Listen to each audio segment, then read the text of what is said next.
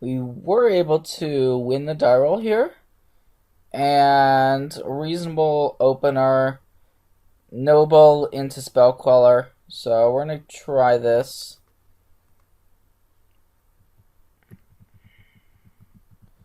We'll see how good this hand is. It's going to depend a little bit on how the game plays out. Definitely don't want our Noble Hierarch to get immediately lightning bolted or something like that.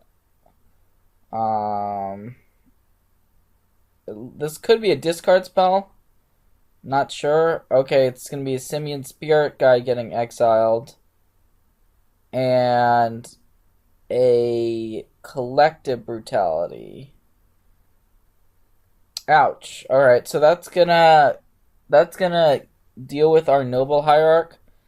And it's gonna get a Path to Exile out of our hand, and now a Gristlebrand is in our opponent's graveyard. So not at all really where we want it to be here.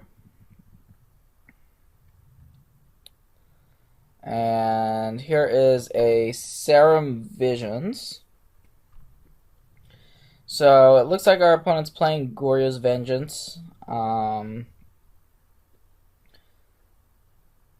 And is looking for the namesake card of the deck, Goryo's Vengeance, presumably. If we had our Noble, we would be able to Spell Queller here and do some pretty cool stuff. But we don't have our Noble, so that's out the window. I'm going to search here for a Hallowed Fountain. Drew Tarmogoyf. Going to go ahead and play it. Hoping for the best, basically.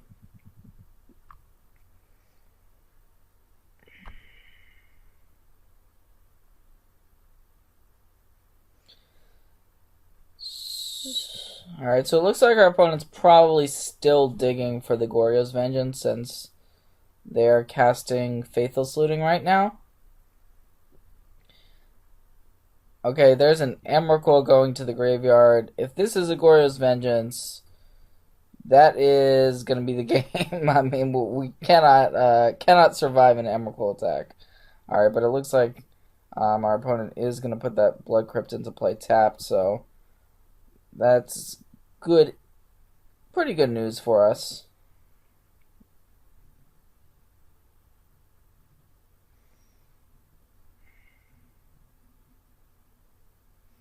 And that may be to basically recycle the deck there, essentially. So we drew Spellskite, not really a card that does much here. So rather than playing it, I think we just leave up our Path to Exile. That way, if our opponent is able to Goryo's Vengeance a Gristlebrand, they will at least not be able to hit us with it. But okay, Goryo's Vengeance on Emrakul. So that's going to do it here. Now, had we drawn our land, we could have just easily Spell Quellered this and won the game, but we did not draw the land, so that's okay. Moving on to game 2. I feel like we could have won that game since our opponent's draw wasn't that great, but our draw was even worse, basically. So let's take a look at our sideboard options here. Cards we don't want are Creature Removal, Creature Interaction, Reflector Mage. It's not good. Neither is Sunlance. Cards we do want, cards like Negate, Meddling Mage, and of course Rest in Peace to remove our opponent's graveyard. We don't really want too many Spellskites in our deck either. Actually, yeah, we definitely want this other Vendilion Click. We might even want this Intrepid Hero to get rid of a card like being able to instant speed, get rid of a Goryo's Vengeance or a Emrakul, even though I wouldn't have thought about that card as being a card I would bring in this matchup. It may be better than our other options here. So, yeah, we also have these Path to Exiles, which are just pretty mediocre.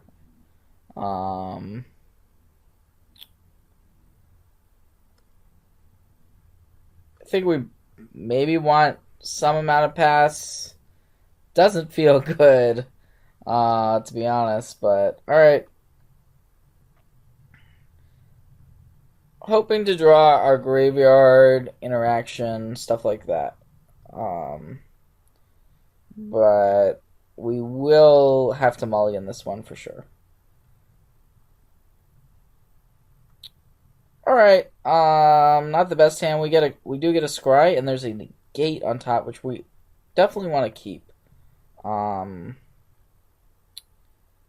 I think we just lead on the Razor Verge Thicket. We want to draw that negate as a form of interaction, so there's really no reason to fetch with the Windswept Teeth here.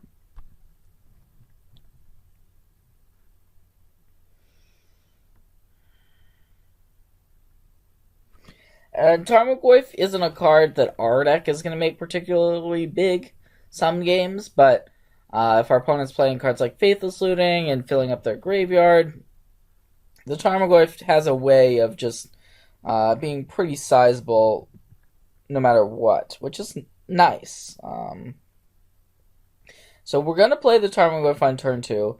If our opponent has the turn 2 Goryo's Vengeance, then, you know, we weren't going to beat that. But we just need to have a card that can start putting some pressure on our opponent. And that's why we're going with the Goyf. Here's a Thoughtseize. So I would suspect that the Thoughtseize is going to take the negate. Would be pretty surprised if it takes something else. And yep, there's going to be the negate, but that does mean that our Tarmogoyf's a 3/4, so... And now we drew a Rest in Peace, so actually now our Tarmogoyf is going to be an 0/1, but assuming we cast the Rest in Peace, which I think we still do, although it's weird. It's weird having Rest in Peace in a Tarmogoyf deck. So let's think. Our opponent's at 12.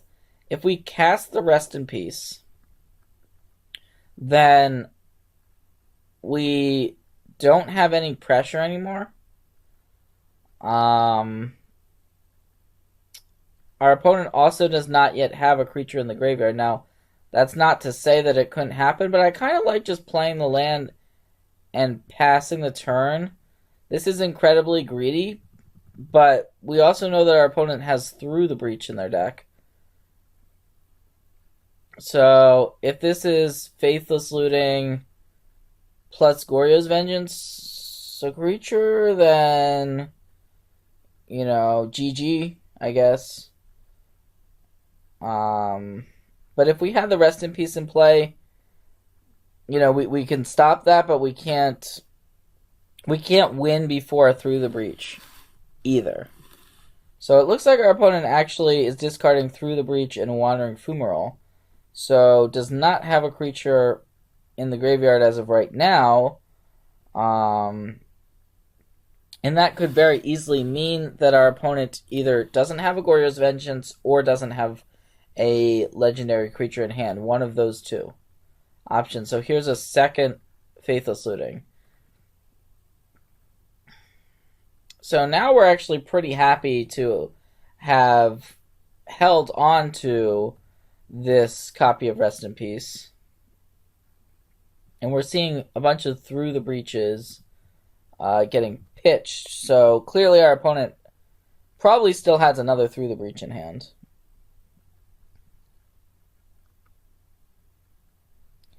And so now we're going to once again have the option, sort of the what do we do choice.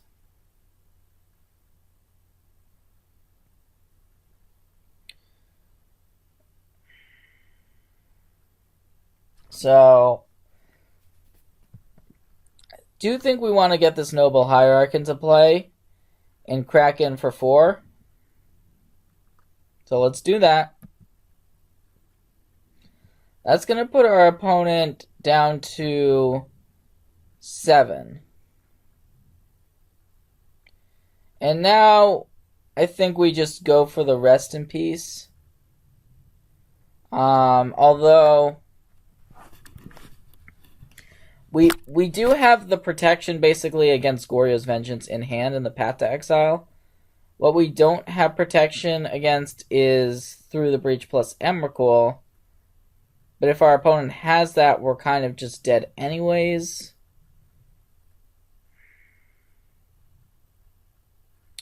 Alright, I guess I like just passing the turn here. This is so weird.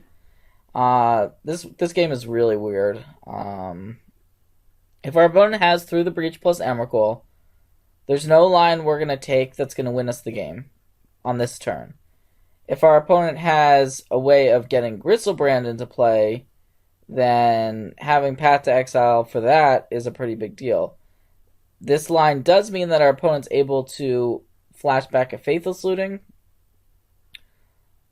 But on the other hand, we keep our Goyf in play so that it can continue to put pressure on our opponent, which is pretty important considering our opponent's at 7 life.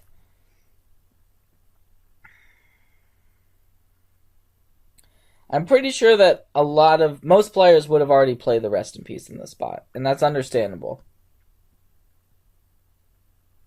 Now we see our opponent has to discard Thoughtseize, and this is smart because our opponent's probably got a fetch land that they're going to need to crack, and this Goyf hit is going to bring our opponent down to 3 life. So now a card like Thoughtseize is basically a dead card, essentially. And this Goyf could just go all the way. So our opponent is going to take 2 here. That's incredibly aggressive in order to cast this Serum Visions. So if we were able to just make our Goyf into a 4/5 somehow, that would actually just be good enough here to win the game outright.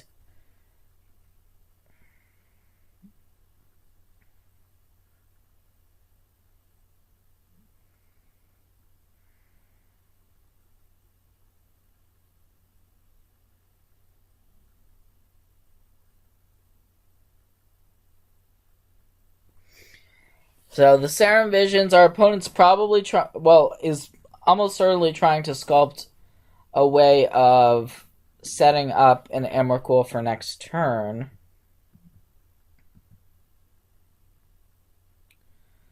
Alright, so the draw step here is a Tireless Tracker. We can attack with the Goyf, which we definitely want to do.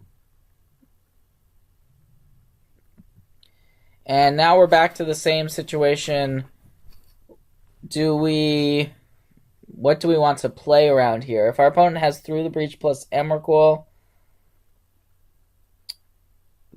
is there a way we can play around that?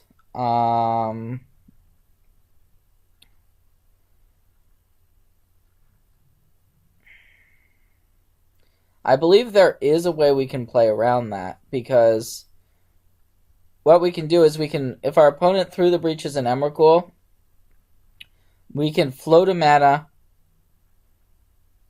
with the Annihilator on the stack, get annihilated, and then play our Restoration Angel, and then win. So I like just passing here. Now, if our opponent, I think we're in actually a good place, even though we haven't played this Rest in Peace at all. Our opponent being at 1 is super good for us. And yeah. Here's a Through the Breach. I mean, sorry, not a Through the Breach, a flashback Faithless Looting. So it could be that our opponent's going to try for a Goryo's Vengeance, it looks like. But there's really not a card we actually need to be too worried about our opponent's Goryo's Vengeance thing, and that's actually going to do it. So it looks like this Tarmogoyf just actually killed our opponent without us needing to do anything else. So, pretty weird game there. Wow. So, we're going to force a game 3. Didn't think that was going to happen. But here we are. It's not like we want to board... Like, Rest in Peace is a good card against our opponent's deck. But if we have a Goyf in play, things get interesting. I mean, it's weird. Weird game there.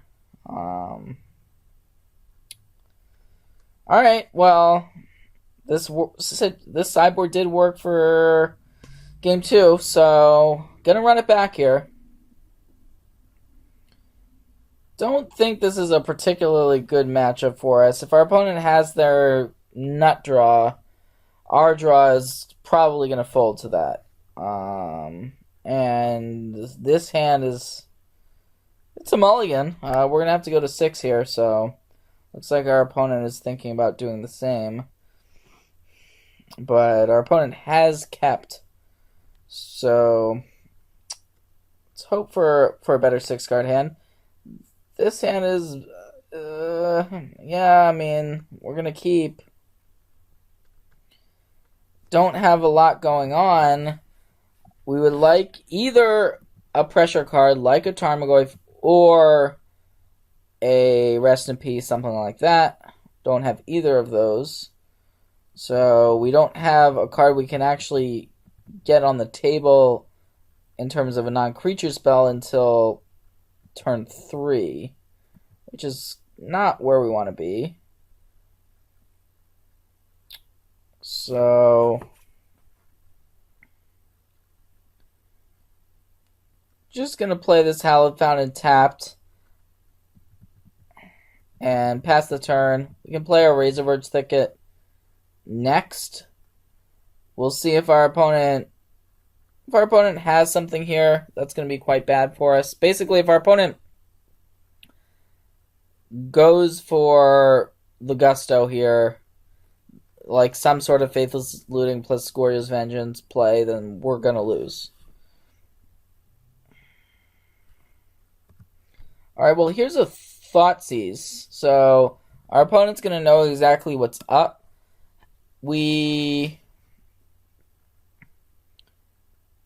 So, yep, our opponent's going to be able to take possibly the Spell Queller, possibly the Collected Company. It could have been that we maybe should have played a different land rather than the Hallowed Fountain, just because of the potential to be able to cast Eternal Witness, though I wasn't thinking about casting it this turn because there would be no way to have a card in the graveyard unless our opponent Thoughtseized us, so... Anyways, there goes the Queller. And we drew Intrepid Hero. Alright, well, I'm going to cast it here. If our opponent had a way to basically win, if our opponent has a way to win the game here, to put a legendary creature into play on their turn, being able to cast the Eternal Witness on this turn wouldn't have helped. And I actually think that if our opponent does not put a legendary threat into play here, we're in a pretty good spot. But this means taking 2. It could be Simian Spirit Guide and Through the Breach. Please don't be Through the Breach. Yep, there it is. And there's the Emrakul, so... That's going to mean we're pretty much dead here, but we'll play it out just to make sure. So, going to play the Windswept Heath. We have Path to Exile at the ready for our opponent's Creeping Tar Pit.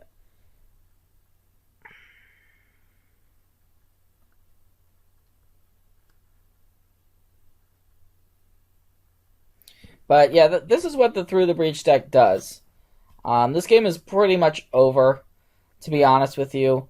We're probably like 1 or 2% to win the game. But it's still worth putting on a good show. So our opponent's attacking us here. We actually are forced... Well, no, we're not forced to. We're gonna fetch for Temple Garden here. We're going to get Temple Garden here, so we have a green-white source, and then path away this Creeping Tar Pit. Now this is going to bring us down to 2. So if we draw consecutive lands, we can, and our opponent has nothing, then we could get back in the game. Maybe, possibly. This Flooded Strand, we are going to want to crack it, and it's going to put us down to 1. So basically, future fetch lands are going to be useless to us.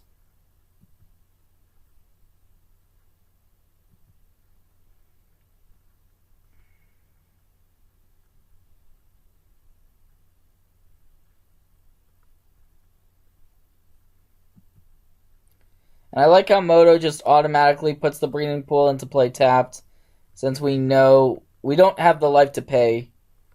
But gonna go for this Witness. So somehow the game's still going on. We can. I don't think we want to get a land back here because we have our 4th land in hand. So the Spell Queller is a pretty attractive option. I think we go for the Spell Queller.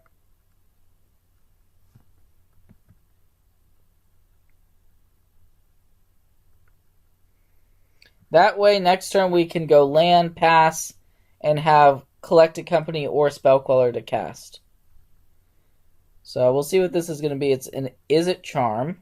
Okay. So our opponent's probably trying to reset up, and a Gristlebrand's going to the graveyard. Okay, there's the end step Goryo's Vengeance. And our opponent's able to untap now with Gristlebrand in play. And that's going to do it.